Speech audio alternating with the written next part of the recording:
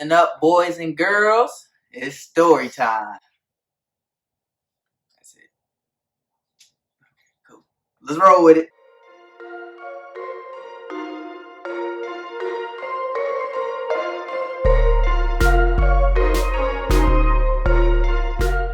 All right, y'all. I'm gonna start something. It's a podcast, but it's just more of a storytelling. It's about your boy. I'm gonna tell you about my college experience, especially more being an athlete, but just my college experience. I'm not gonna go too in depth into it. It ain't none of your business. Mind your business. Once I get some more followers and my page blow up, hopefully, and people watch us, I can turn this into a TV show because that school I went to was pure comedy. Let me start with y'all when the boy was a jit. Not when I was a child, more like senior year of high school. My senior year of high school, it wasn't the greatest. It was okay. As far as academically and everything else, but athletically, dope.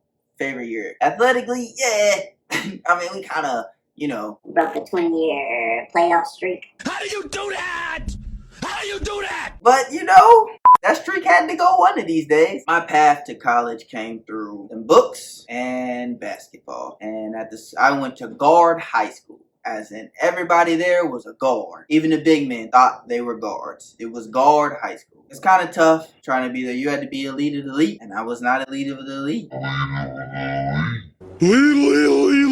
I had a talent that was needed. My talent was not realized there. I was not recognized for my talent there. It's all good. I had a great time. I learned from a lot of people, made some ties, some brotherly ties there. They're my guys forever. But I had a talent that was not used correctly. Like everyone else was good. Like literally everyone was good at one thing. I was good at the one thing everyone else wasn't good at, but I was not used for that one thing until like later on. When he was like, hey, you know what? I'm gonna use this guy for this thing we absolutely need. And that was defense. I was a defensive guard. Everyone on their mama on that team could dribble and score. They were cold, all of them cold. But they couldn't really play. They couldn't guard nobody. That's where I came in. I could handle the ball, but I wasn't an efficient scorer as everyone else. Especially there, they made me into a role player. Beforehand, I wasn't no 20, 30 points per game. Nah, like prime B Marc was probably 15, 16 points.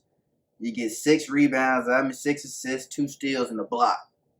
Probably a turnover or 2. That's real. That's prime me. Why? But I was reduced to a role player, so I had to do what I had to do. I went in there, locked people up, and I ran offense. That's what I did. Because I was reduced to a role player, it's kind of hard to get colleges to notice me. Because I brought that role player mentality to AAU the previous years before, and I ended up playing AAU my senior year as well. I didn't have anything. So I brought that role player mentality. But not my senior year, I kind of was like, because I was like, I need to go somewhere. So I hooped. I gained interest from colleges, but I never got the full scholarship. Like I never got the offer. Just because I had one offer my whole time, and because my school did not give up my transcript fast enough, they gave my scholarship to someone else, and that hurt. That was probably the worst thing. So I'm coming out, I graduated high school.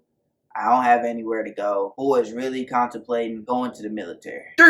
Then Pop found out I have ability to go to school in Alabama. Get some of that school paid for. So I was going to go to the University of Alabama and, just be a regular student. That's why, I could have went to this JUCO. That's about an hour away. I ain't say no names. I already said University of Alabama. My bad, y'all. I was going to go to the school in Waco, Texas. A JUCO powerhouse. But, my mom didn't want me to go because she don't know what would have happened if I wouldn't have got any scholarship offers out of that. I would have went 2 years and wouldn't have got a scholarship, then would have been stuck.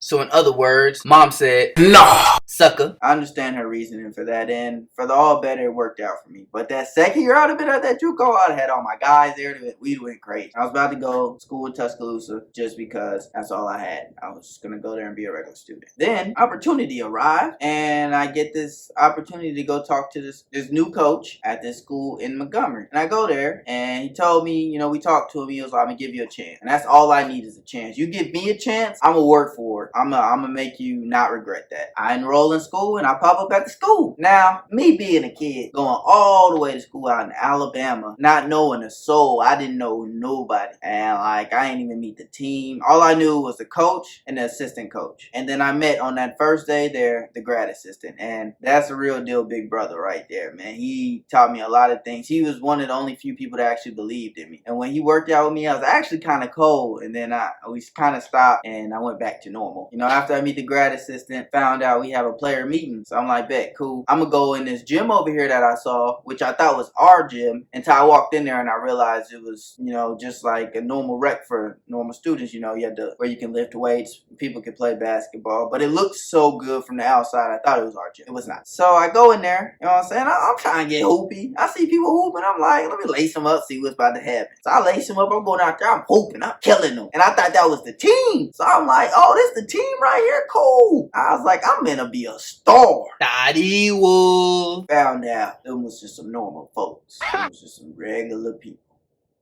Them was not the basketball team. And I realized I was hooping with them for so long that the team meeting was actually that same day, and I was late. So I'm sweating and stuff, and I run over to the actual gym, which I had to ask like 5 people on the way where the actual gym was. Get in there, couldn't find a door that was open.